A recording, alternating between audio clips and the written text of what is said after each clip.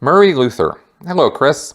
I listened with interest to your eval of Scientology auditing as a form of hypnotism.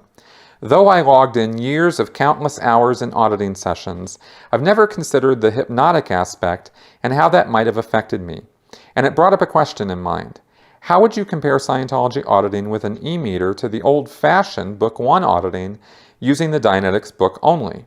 This may be a little too inside baseball for your average viewer, but I'd appreciate your perspective. Sure. I have actually written about this in my book, so check it out, because I talk about auditing and the hypnotic aspect of it in my book. But just to answer your question, Dianetics techniques are hypnotism. Like, straight up. There's not even a lot of sugarcoating to it. The only real difference between Dianetic Book 1 auditing techniques and hypnotism is that Hubbard tells you it's not hypnotism. And that's about it. Because in the original Book 1 Dianetics auditing techniques, you lay on a couch or you sit in a chair, you close your eyes, the auditor counts down from 10 to 1, and you are expected to go into a trance state.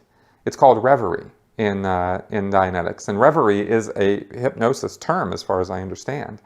So you actually do go into a light or heavy trance state, depending on how tranceable the person is.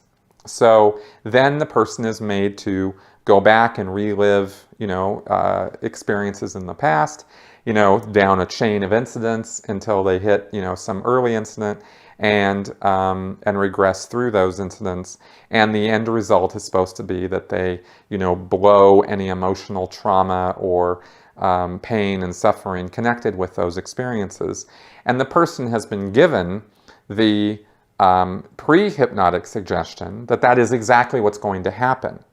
Context means a lot, and when a person is given the context of an experience before they experience it, then everything in their mind works to make that experience match what they've been told to expect. That's true of almost any experiences that we have. There's a thing called confirmation bias, which enters in where a person will confirm what they expect to see or hear or experience because of their pre-existing ideas about the thing, whether they came up with those ideas themselves or whether somebody gave those ideas to them, right? So all of these things enter into this and play a part in the picture.